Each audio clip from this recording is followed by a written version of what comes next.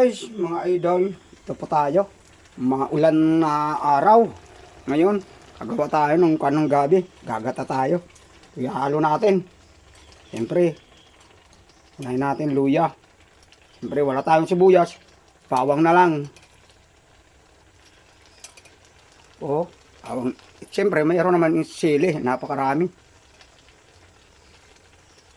At, siyempre, bigyan natin ng ating walang kasawa-sawang tilapia, walang kamatayan mga idol. At siyempre takpan natin. Ang ating luto ngayon, ginatae. Sabi pa ng batanggin nyo. Ginatae ito. At siyempre lagyan natin ng asin.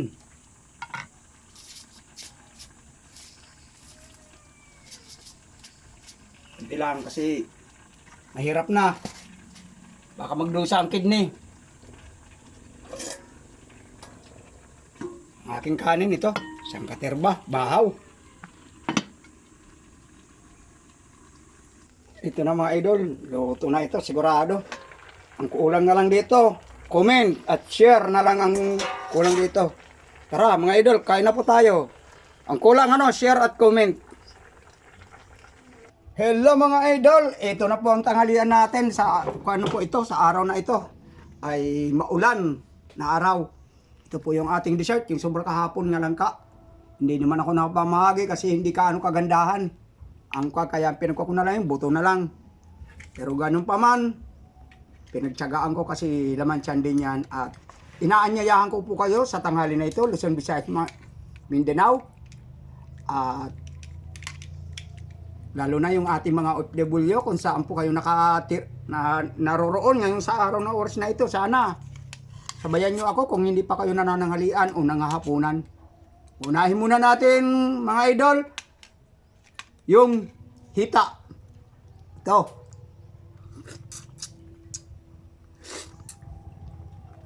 Ang sarap pala itong hita na ito idol. At siyempre masabaw-sabaw ito mga idol nga pagkaluto kasi maulan. Wow! Ito naman. Gabi po ito mga idol. Yan ang kuan tapos. Sus, grabe. Sabi ba sa Cebuano? Grabing kalamia. Sabi sa Bicolano, grabing kamasiram-siram. Yun. Tara. Maraming silik itong ilinagay pero siyempre hindi tayo nagmamasyado kasi iniisip din natin yung kalusugan natin. Nung hindi pa nananangalian dyan, shout out po sa inyong lahat. Brad Rumi at Brad Tito Abartes at kan Brad Rumi Spilita. Yun ang masugid kong taga-share at saka yung mga ibang taga-share dyan, mga ka-brother at pagkaka-sister. Kain po tayo. Nailapit ko na po ito sa Diyos bago buksan ang kamera. Kaya inaanyayahan ko na po kayo. Tara. Sarap ng gabi. Usbong ang aking kinuha. Namimiss ko na kasi maggabi. Alam mo mga idol, ang kinakain ko ay laging simple lang, yung pang mahirap. Na hindi tayo yung hindi makakasira ng kalusugan. Kasi nahirap naman tayo ay minsan mayroong mga taong nagbibigay ng challenge na makakasira sa kalusugan natin. Yung aking mga kapwa nagsumusubok sa pag-content. Kaya lang po tayo ng mga hindi makakasira sa ating katawan. Walang kwenta ang lahat. Sumikat man tayo.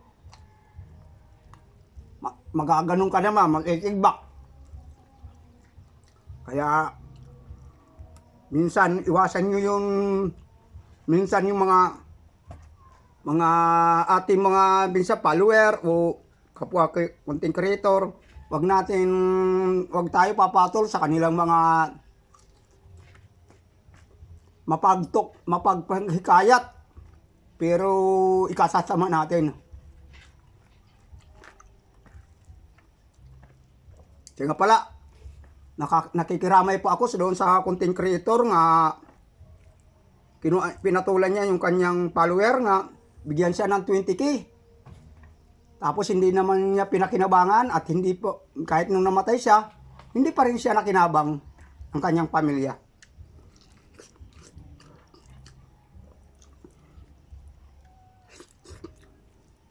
Ba't ka naman nagpatokso? Kumain doon sa manok ng mga buto.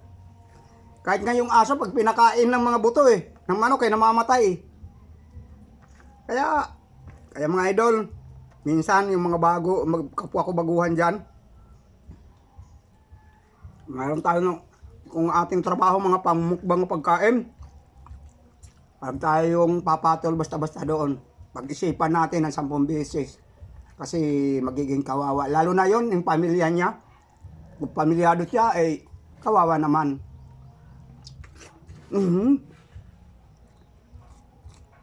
Kaya, naiwanan ng pamilya na yon. Condolence na lang sa inyo.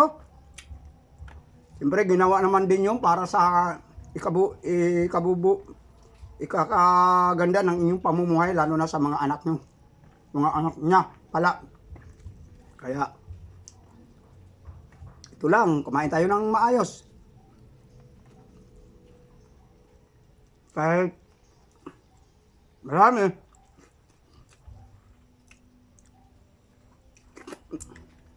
Yung hindi naman makaka-epekto sa ating katawan. Siyempre, mabubutas yung bituka nun Bisaya po yun siya Kaya, pagamat man nakakalungkot, wala na tayong magagawa, nandoon na po yun. Baka yun na po yun ang kaparaanan ng Diyos nga yun ang kanyang magiging katapusan ng kanyang buhay. Sa lahat ng aking follower dyan, maraming salamat po hanggang sa mga nagpapalo sa akin. Alam ko pong maliit pa lang ang follower ko. Pero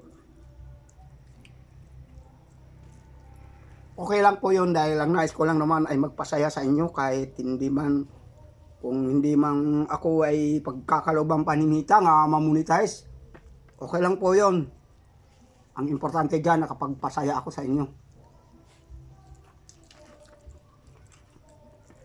Yung hindi masasiyahan, pwede po mag-stroll. Pero yung tingin niyo, yung aking talagang masisiyahan sa ginagawa ko, bilyon salamat sa Diyos.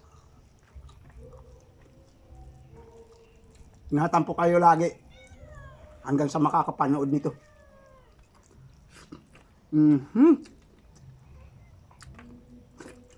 Sarap. Siyempre, kung anong halo, yung siyempre dating gawi, yung walang kamatayan na tilapia. Siyempre, tama nito.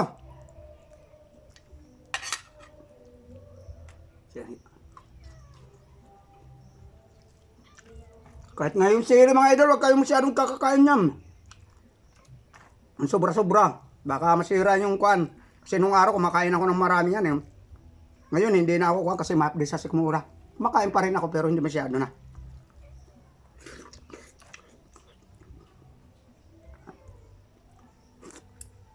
Darating ang araw nga sisingilin din tayo sa ating mga ginagawa. Pag-aabuso sa ating mga katawan lupa. Po, idol. Dessert. Ipon ko yung buto kahit sa buto man lang mapagnalaga, makapamahagi. Kaya ko hindi kasi kagandahan,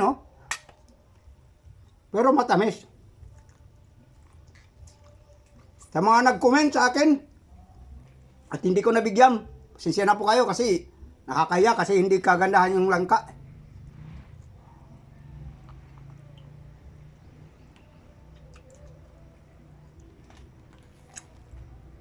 Yan pero pwede na pagtsagaan.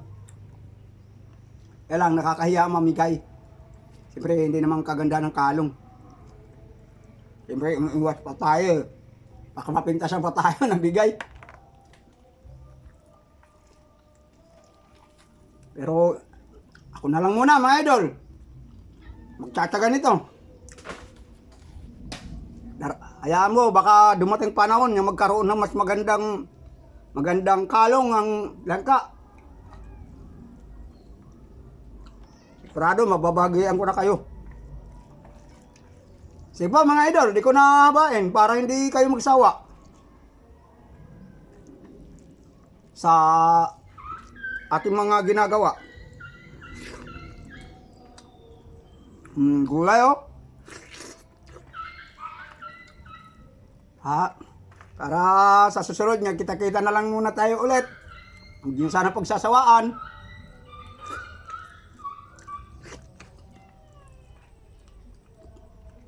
Dito ako sa loob, pumisto kasi maulan. Kaya, tayo makaporma sa labas. Sige po, mga idol. Sasabi ko na lang sa inyo, pag-ibig po sa ating lahat at ingatan po kayo lagi ng Panginoon Diyos. Araw-araw, sa lahat ng tao, lalo ng mga nagbibiyay ngayon. Sige po, bye-bye po. Hanggang sa muli.